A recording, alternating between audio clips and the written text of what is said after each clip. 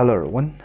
Today's poem is Xiaoya, 十月之交, a Xiaoya poem from the Book of Songs. The title 十月之交 means the first day of October lunar calendar. The lunar calendar is by the movement of the moon. So in a month in lunar calendar, the 15th is the full moon's day, and the last day of the month is the moon vanished from full moon, and the first day, of course, is the new moon starts.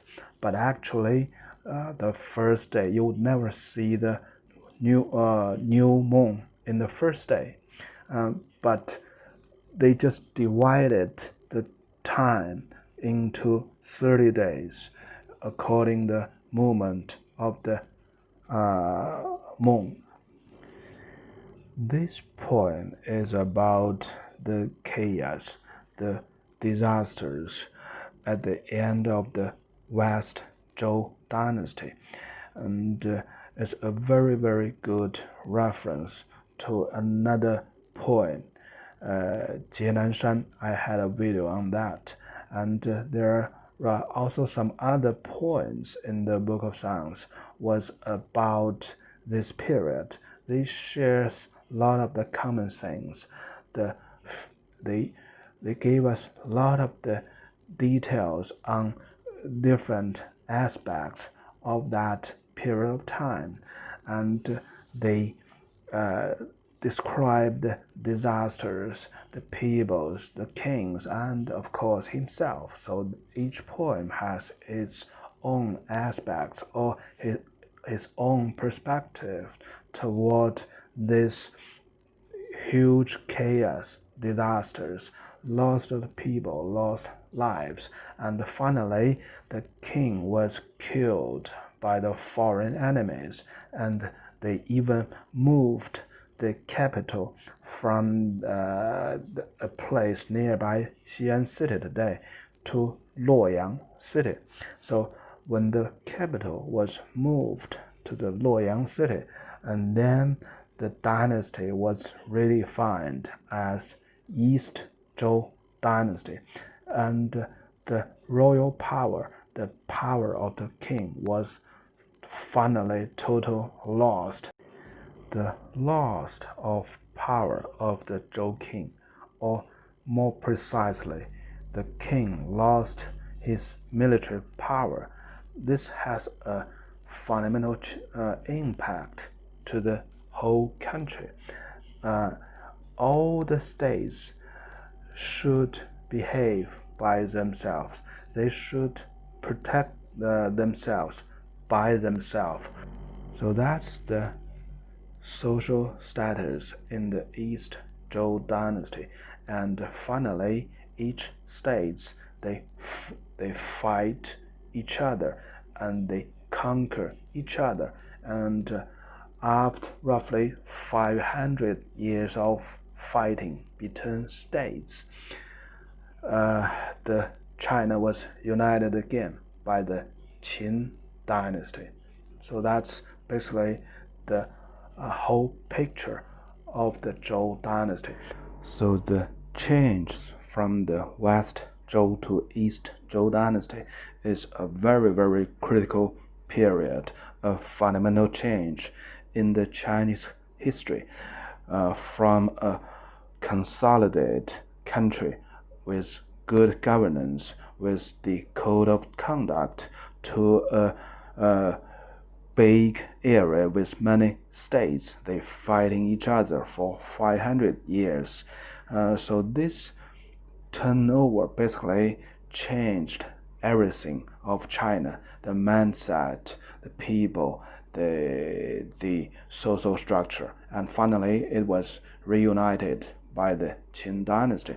So I would like to have a little brief on the real history book about this period, so you can have a much better understanding of the poem, because the poem is always indirect. sometimes with a lot of the implications, and the history book is quite straightforward.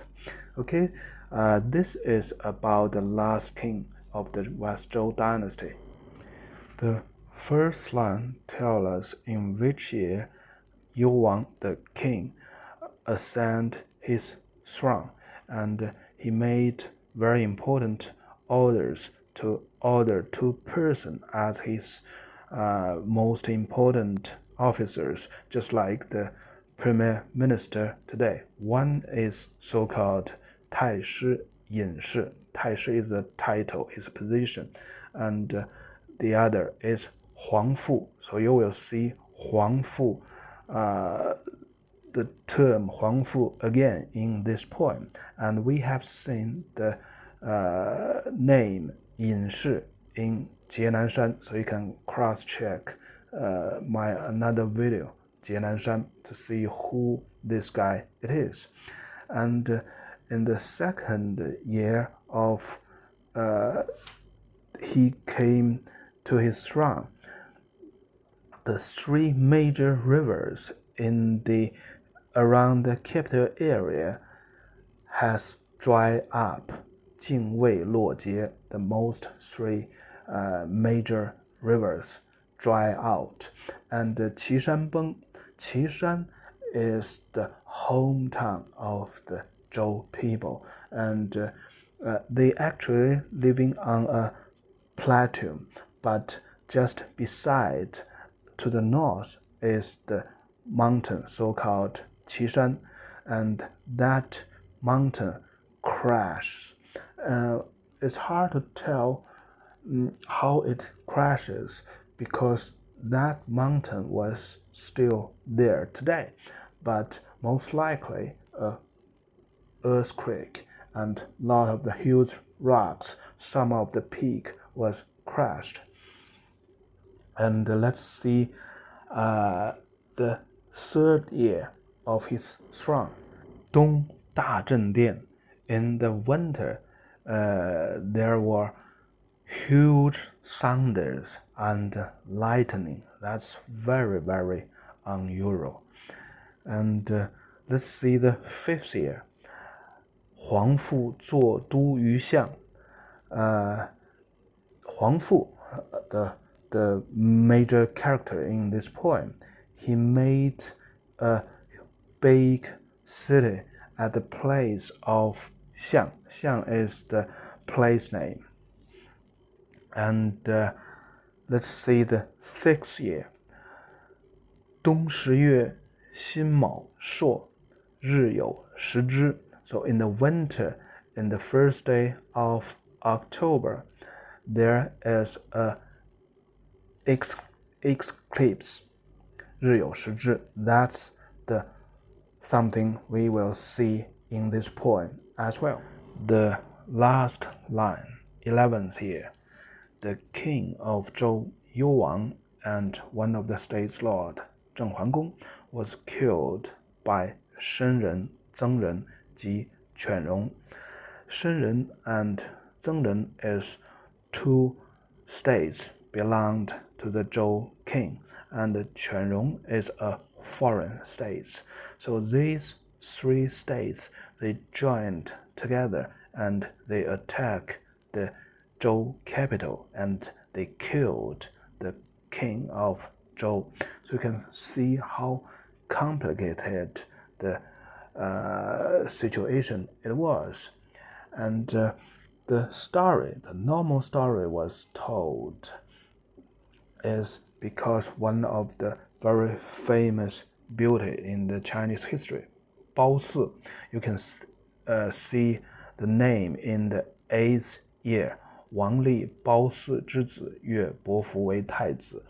So the king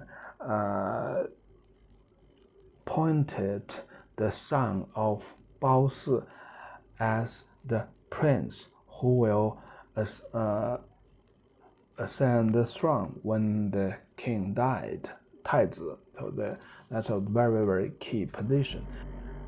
So you can see the real history book is pretty concise. It never make any reasoning. why the West Zhou dynasty crashes. Anyhow, the later generations and of course today's people, we like reasoning, we like stories, and the later generations, they made a lot of composed a lot of story about this very critical period, and most of the stories contribute the crashes of the West Zhou to that beauty, Bao Si, and she make the king that not focused on the state affairs, and she make the king as stupid as he could, and finally the king do so many bad things or wrong things, and finally he got killed. So that's the story we like to see. But if you see the real history book, you could never know. And anyhow, we have the Book of Songs. We can also try to find some details, some aspects from the poems in the Book of Songs. Anyhow, still, we don't know if the beauty was the main reason for the crash down of the West Zhou dynasty. Okay, let's get to the poem. 十月之交，朔月辛卯。At the boundary of the October, at the first day of the date, 辛卯. So basically it means the first day of October lunar calendar. We have seen this in the history book, right? And 交 means the two things boundaries, or some two things is turned over from one thing to the other. So it means the timing is changing from the September to October. So it's at the boundary of October. 朔月 means the first day of the new moon. So it's the first day of the lunar calendar. 辛卯 is the Chinese way of counting numbers.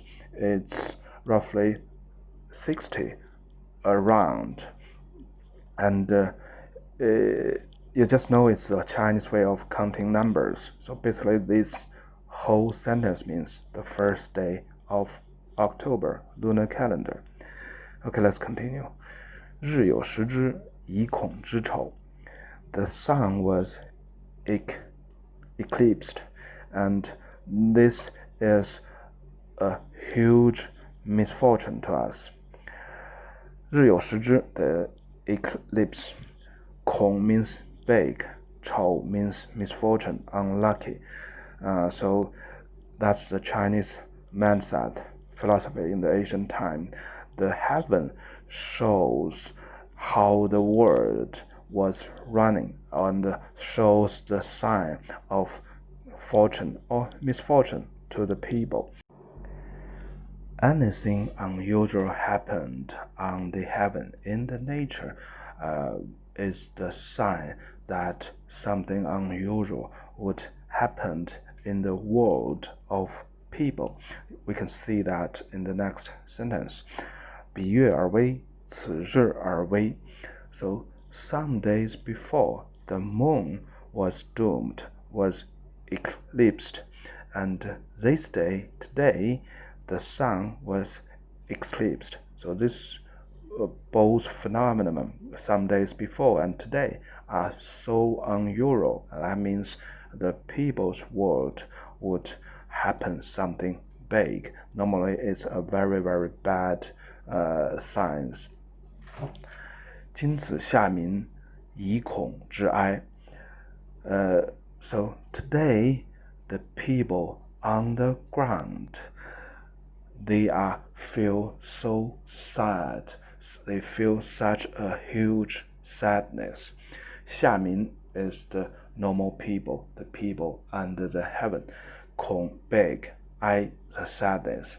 So in the first paragraph, the poet writes straightforward.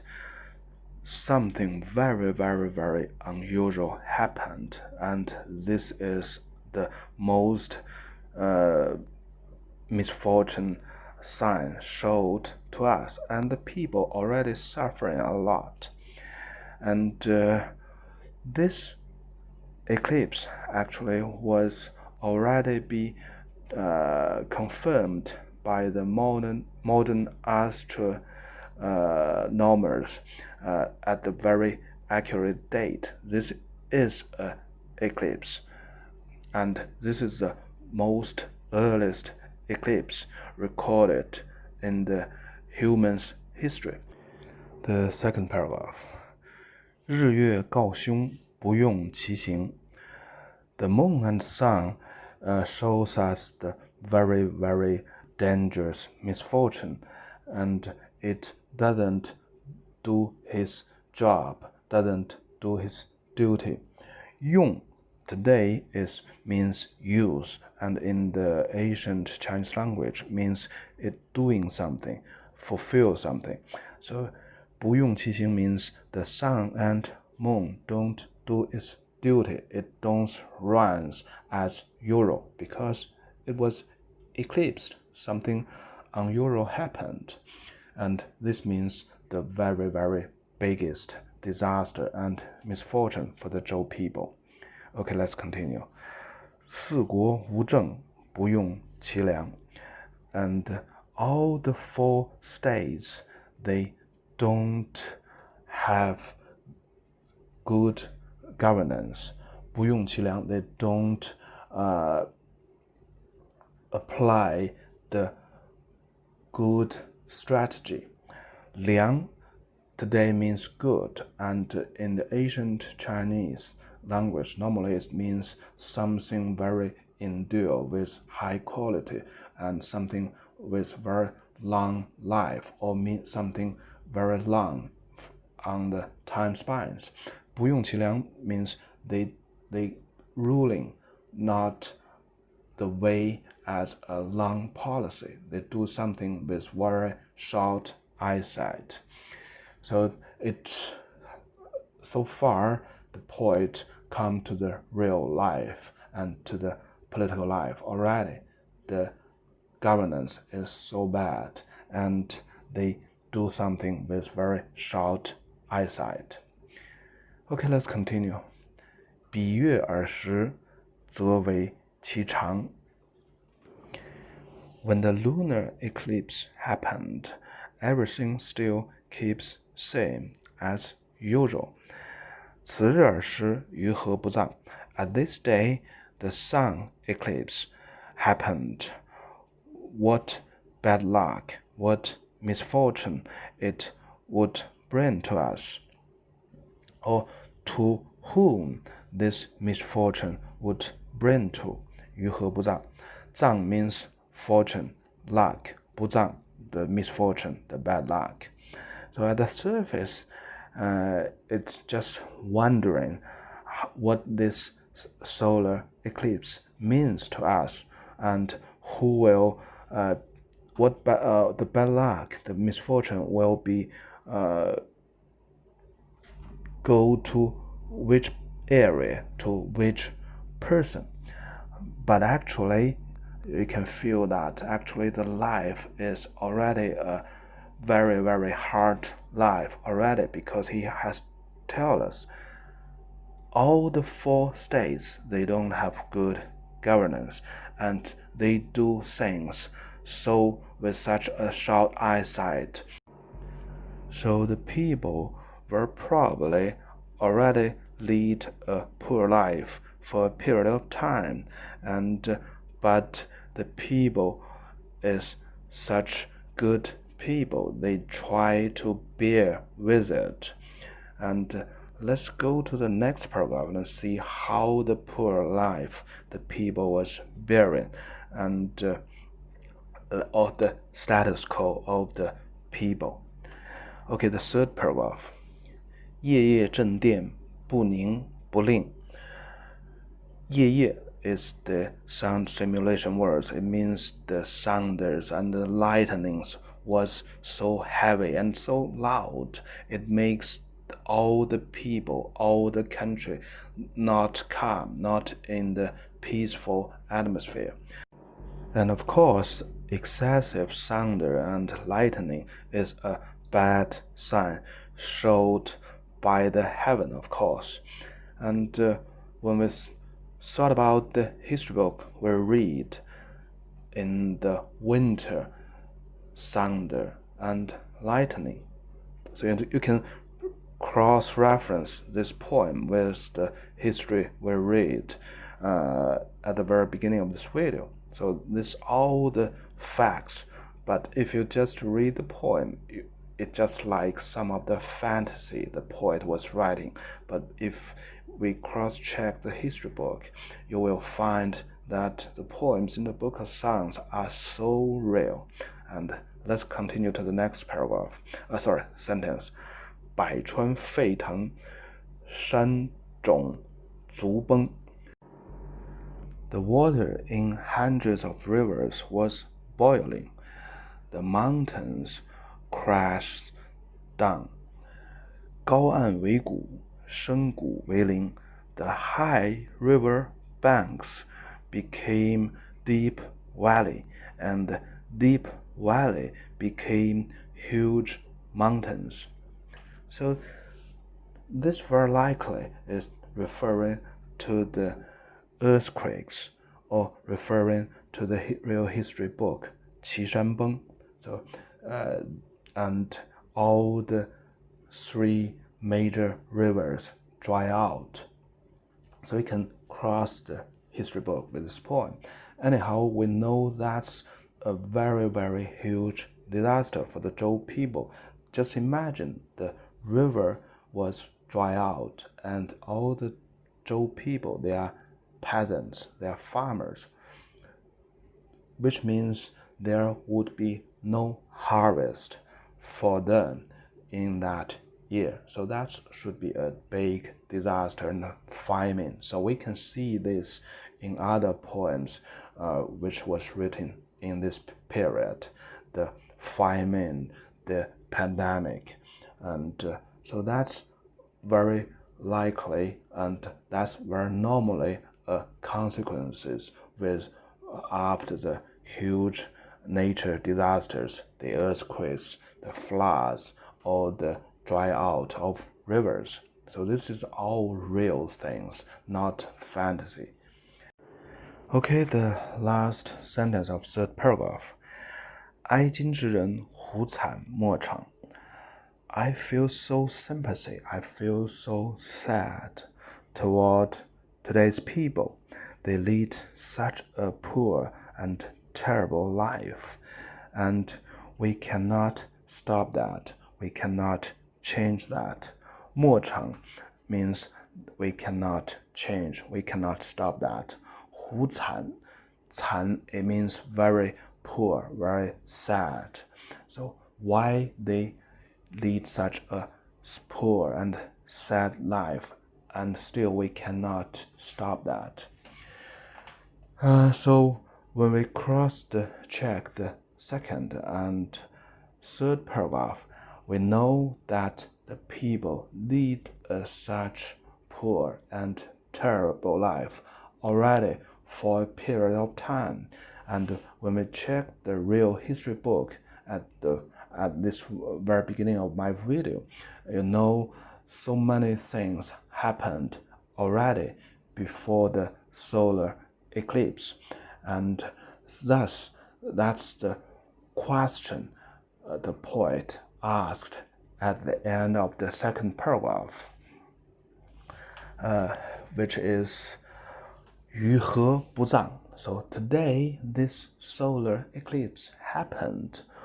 What does it mean? We already lead a life, such a terrible life, and people try their so hard and try their best to bear with it, to manage to lead a very, very terrible life as still. And the sun eclipsed. Which means another huge disaster would come to us very soon. How could the people deal with the next huge disaster which was showed by the solar eclipse? Okay, the fourth paragraph. It's a very simple paragraph actually, but it looks like so complicated and it's hard to understanding. But the secret is each sentence is a name calling. It's not the negative meanings, just writing some of the name down and tell us what's the title or position he had. Let me give you an example. The first, 皇父卿士. 皇父 is the key person we talked in the real history book and in this poem. And Huang Fu is the name of that person, and Fu normally refers to a very senior person, either his age and his position. And Qing Shi is the title. The Qing Shi is just like the premier minister. Okay, the next sentence, let's tell you. 藩为司徒. Fan is the name of that person. Wei is just like that. And in the local dialect in Shanxi, they have a very, very popular term, 我, which means that. And that sound is quite similar like Wei as today. So very likely the character Wei we read as today is the sound, the real sound is 我, like the dialect in Shanxi. So give you an example of the Shanxi dialect. 我是谁? Which means who is that guy? And 我是啥? What is that? So 我 is that. So 藩为司徒. 司徒 is the position's name, a senior position in the central government. And Fan is the name of that guy. 藩为司徒 means that 司徒 is Fan. Okay, let's see the next sentence. 家伯为宰. Zai is the position's title. It's a very, very key position. And in the later generations, the premier minister was so-called 宰相. And that very likely was derived from this position. And 家伯 is the name for that person. And the 伯 we know means Lord. So his name actually is 家. And we have another name or figure in the Jienanshan, 家父. So we know Fu is not a name. It's roughly it's rather a title or some respectful title attached to the name. So in the Jienanshan, that guy's name is Jia as well. Very likely they are the same guy, but they are called with different titles. Jiafu means that senior person, so-called Jia. Jiabo means the Lord, the so-called as Jia. And he got the position of Zai. And the next sentence, 种允善夫. 种允, Yun is his name, and 种 means he was the second brother.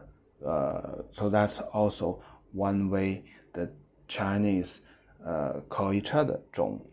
And 善夫 is the title. So if we translate directly, 善夫 is chef, but its responsibility or its duty is much more than a chef as today. And Zai in the general meaning, which means the butcher, but in the Zhou dynasty, at least in the Zhou dynasty, it's not that it's a very senior position in the central government. It's not a butcher.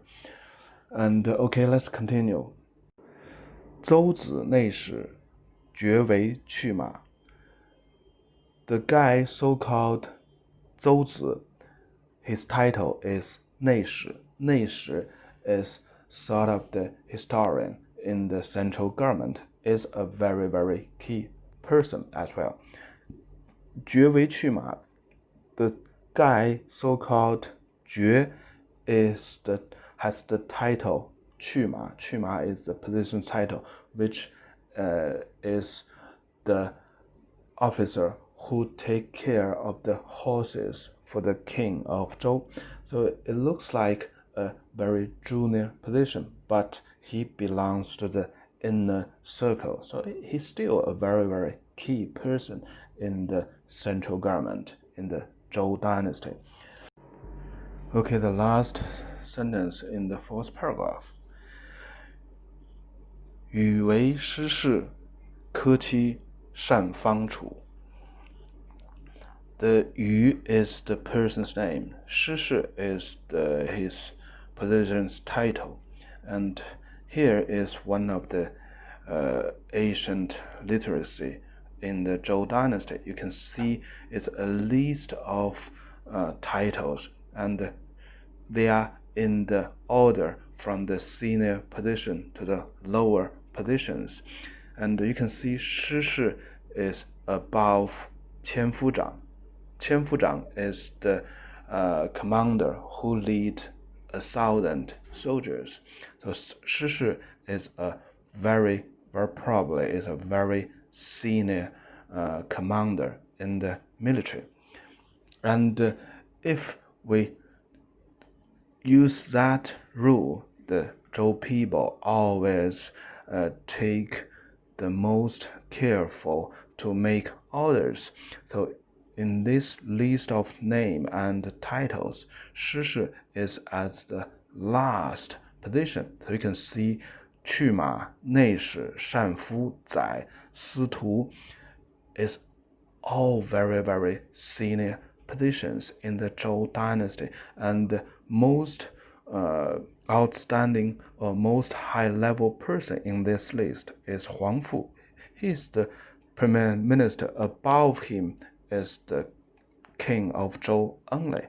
So you can see this bunch of people actually is such a prominent group of people of that time. The most confusing sentence is 科期演方处. The traditional explanation by the Han scholars is reading as 燕妻善方处, though the 科 was read as 燕, which means colorful, very beautiful, abundant, and 燕妻 refers to that beauty we have talked, 褒姒, the queen, and she was such hot and beautiful in the royal court, and she dominated a lot of things in the Zhou dynasty, and finally she made the country decline and destroyed. So that's the old story.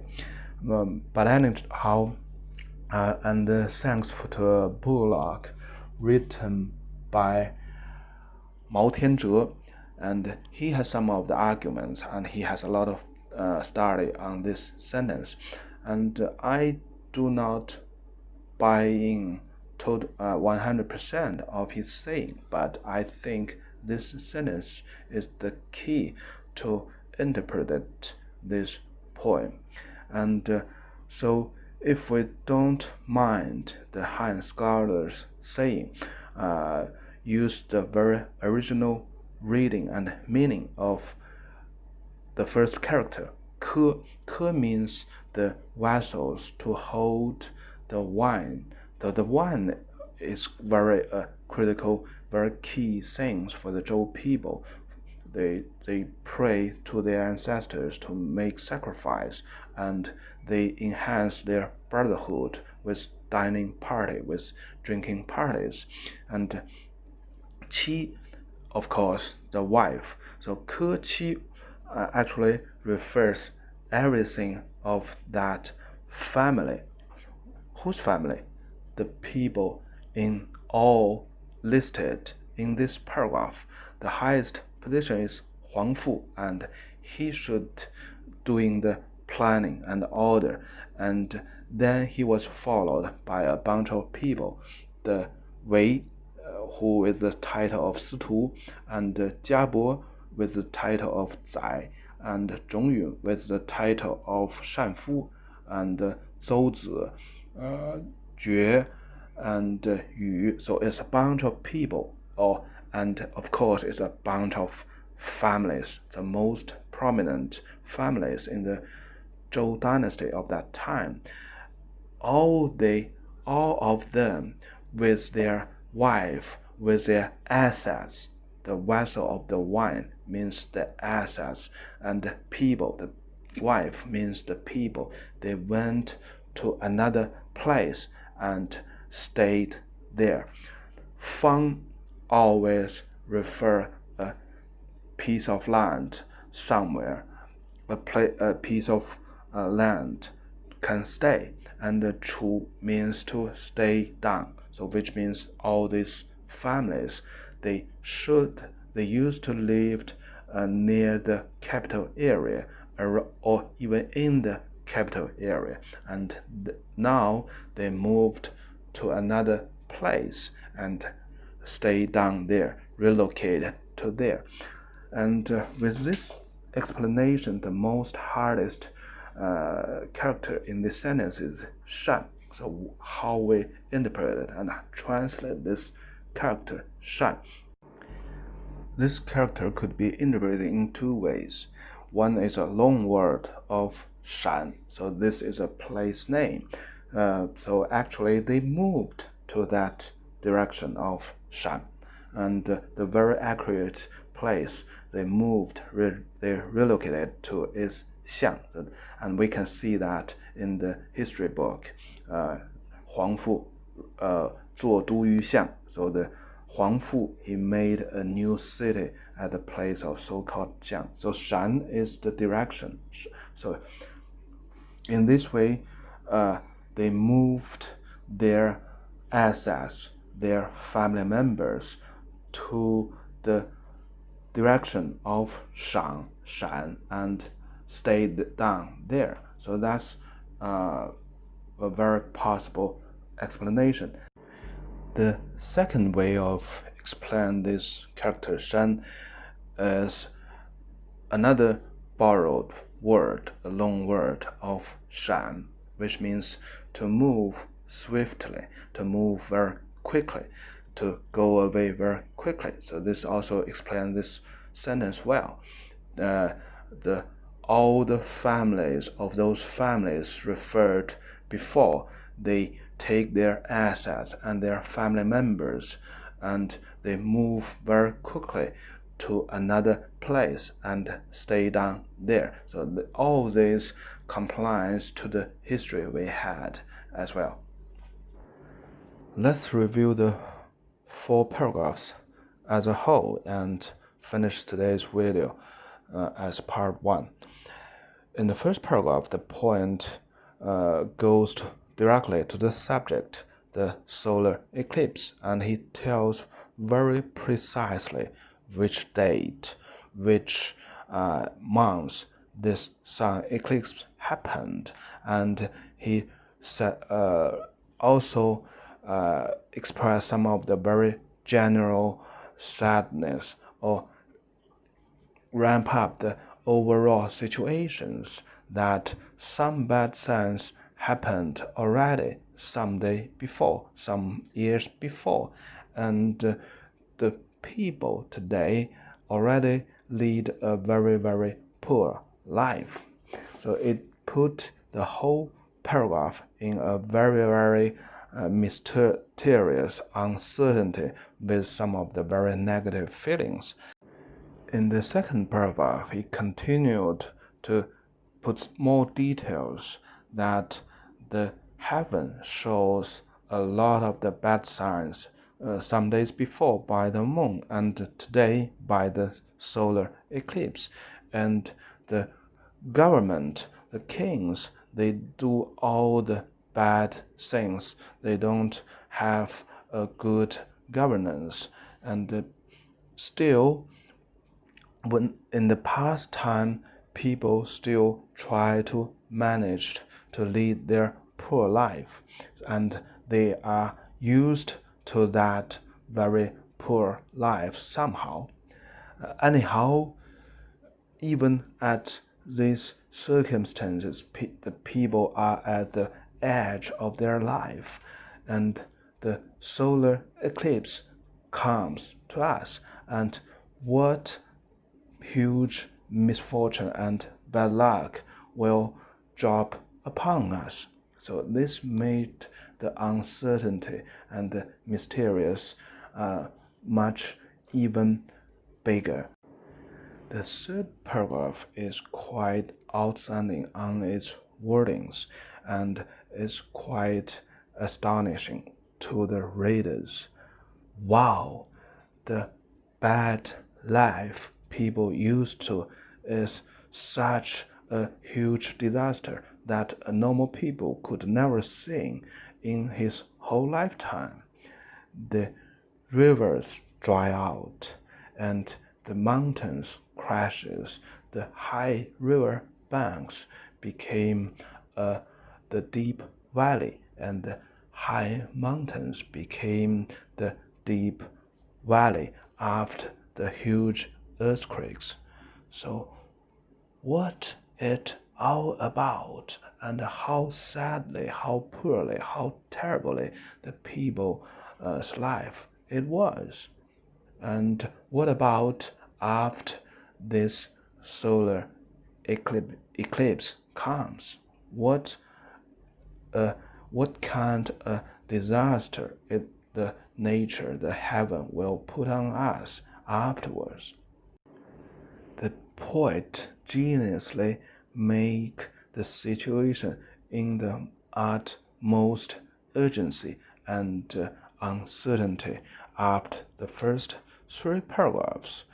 And in the fourth paragraph, he lists a bunch of titles and the person's name who are the most elite of group of people in the Zhou dynasty. They are the most prominent officers and families in the Zhou dynasty. In the last sentence of the fourth paragraph, the poet points out those most capable, most intelligent peoples in the Zhou dynasty surround the king of Zhou. They are